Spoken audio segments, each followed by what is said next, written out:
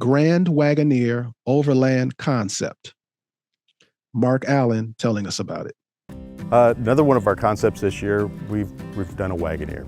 Wagoneer, being part of the Jeep family, of course, has great off-road credibility to it, and we wanted to amp that up and turn this into really a luxurious overlanding vehicle. Started on the front, we added a winch for self-recovery to it.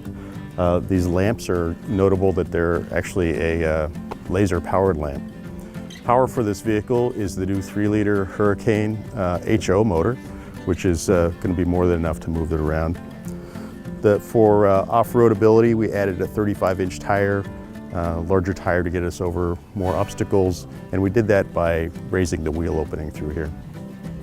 The interior is notable. It's got a really great, warm, sort of a cabin plaid to it. Really nicely dresses up the cockpit. And then behind the front seats, we took everything out. So now it's just a big wide open space back here. Notably, this also features the new Red Tail Overland. It's their Skyloft roof camping system. Really a premium piece for a premium sort of an off-road vehicle. Now I'll show you how that works.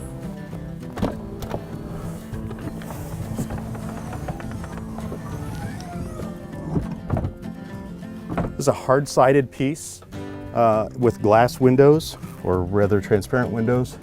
Open this back here. Deploys really quickly. So this is all battery powered, has a solar panel on the roof, and then it has heating, air conditioning, lighting, connectivity to it, a full 6-foot-long mattress into it, and it's really premium materials inside of this.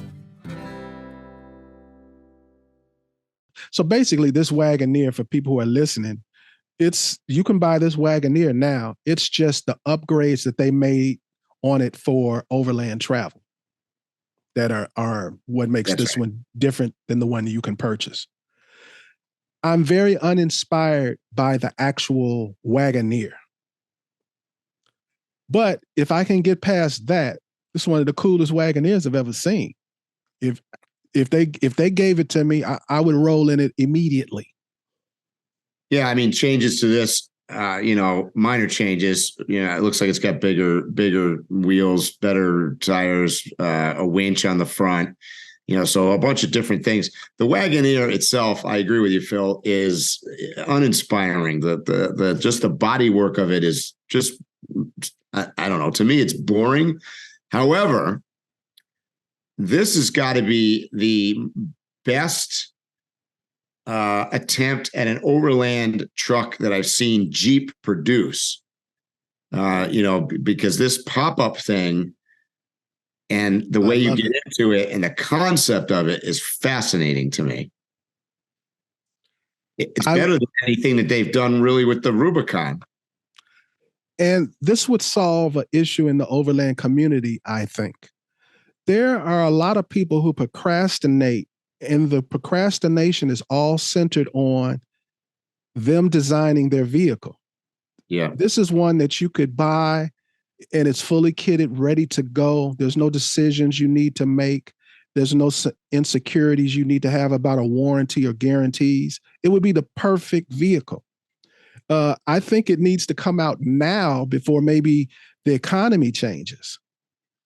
What I like about it, in addition, is that you have your rooftop, I'll call it a rooftop tent. That's not exactly what it is, but your rooftop pop-up thing here, which makes a huge space. And the Grand Wagoneer is a lot larger of a vehicle than your Wrangler anyways. So that, I think, is what makes this a truly interesting potential for an overland truck, because you just got more room to carry more gear, more spacious, better for sleeping. Whether they ever make this thing or not, I don't know, but it definitely has potential. And it looks much cooler with this setup on it than it does with their, quote, uninspiring kind of stock one. This is something that I feel like they should move on immediately, because someone is going to do it. Be the first. Somebody's going to do this. Yep. Yeah. Well, I mean, it looks like that tent's made by Red Tail, right? Yep. Red Tail Overland. And So I do love the color and the paint job. The paint job's pretty good, yeah. I would like that same paint job with, instead of red highlights, orange highlights. Of course. And I'm loving how the tent pop-up portion, you have solid walls. Yeah. You know, a lot of people, that is the last issue that they have with tents is the walls. And that solves that final. It has a fan. You have solar panels integrated into the top of the tent. Everything is just ready to go. And it looks so polished. It looks like what Apple would have done if you said make an overland vehicle. Kind of, yeah, you're right. And in addition, like, that's probably one of the biggest complaints I hear about overland rooftop tents is that the difference between soft-sided and the hard-sided versions of the tents is significant, because number one complaint you always get is wind. And people, you know, I can't tell you how many friends I've had camping out, particularly out west where it gets windy in the desert, and they've had to move their truck because it's intolerable with the flapping of all the canvas and stuff. So this interesting. It almost looks like those are hard windows too in that thing. No, I've got to look at them again. I didn't even pay attention to that. That's a big detail. Those look like hard windows to me, for sure. Yeah. I can't. Nice.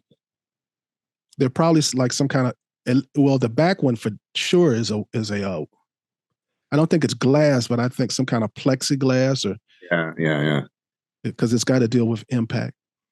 And it's so well lit. Look, it's all of those different lights, and that fan is huge. That's probably the largest fan I've seen in a tent.